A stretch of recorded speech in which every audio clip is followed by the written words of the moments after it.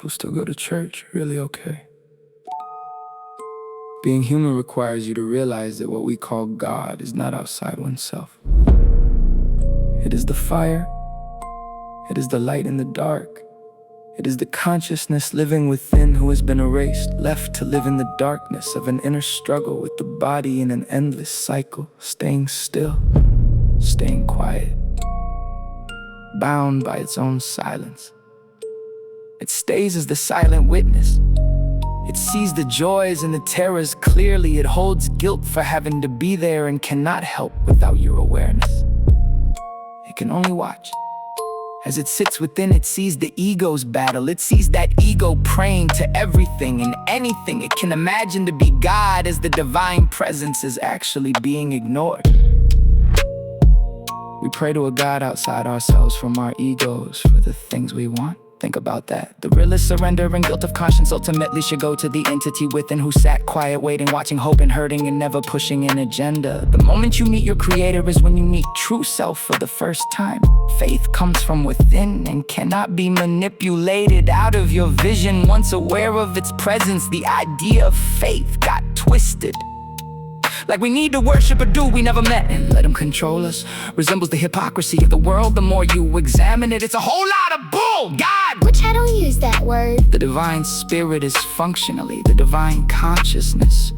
And once you get a taste of its actual existence, it will begin to reveal more to you about yourself than anything ever will. So it's faith, but not how they teach it. They teach you to avoid the one part of yourself that is actually godly. The part that sits silent, waiting for you to acknowledge its presence within. Surrender the control of the ego and allow divine guidance to move you through life in every step. Yes, it will make you do things you don't want to do. That's ego's pushback, bodily ego, fighting divine path. Yes, it will make you question every belief you were conditioned to believe, but will build you a more solid foundation, a belief grounded in truth rather than belief cycling in ego and fear. The ego pattern only works as hard as it must to break the chains of itself, and will cause your true self resistance deliberately. People's thinking patterns get too comfortable and self-defeating to maintain long-term egoic maintenance. Egos drive your car into a wreck. Divine guidance knows where to turn, where to stop you for a ridiculous reason to avoid the crash. It just knows. Allow it to drive.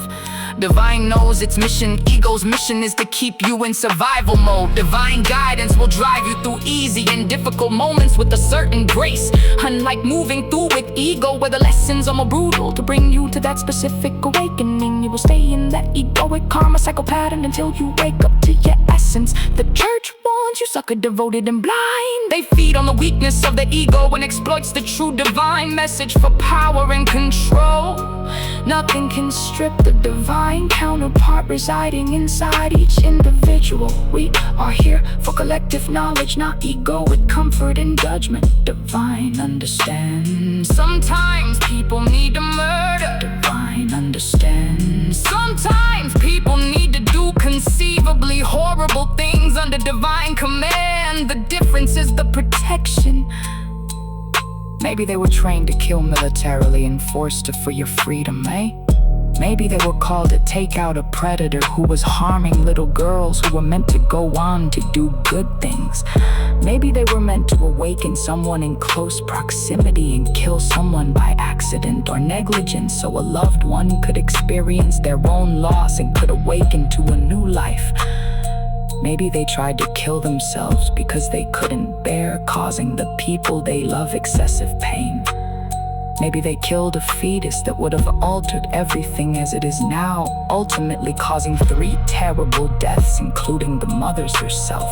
Maybe they kill in cold blood, but only after holding moments so heavy and cold that eventually the weight shifts, melts, and pours onto anyone who gets too close. Maybe they were an attempted murder victim who suffered tragic consequences, who now refuses to allow unfair action be done upon his watch. Maybe they killed in self-defense, which ultimately saved thousands from unthinkable horrific actions. These are all real and sitting amongst us, as the church tries to get you compliant so the crime levels stay down. Churches ultimately work for the cops. They are first line systematic defense for keeping people controlled and believing it's the right thing.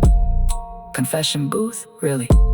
How brilliant of a stunt to catch the quiet criminals with a guilty conscience. Confess these actions you did under divine will to us, so we can keep an eye on you and what you know. Yeah.